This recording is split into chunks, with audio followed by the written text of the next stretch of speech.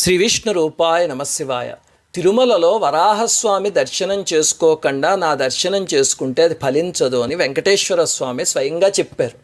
వరాహ దర్శనాత్ పూర్వం శ్రీనివాసం నమేన్నచ దర్శనాత్ ప్రాగ్వరాహస్య శ్రీనివాసో నతృప్యతి అని.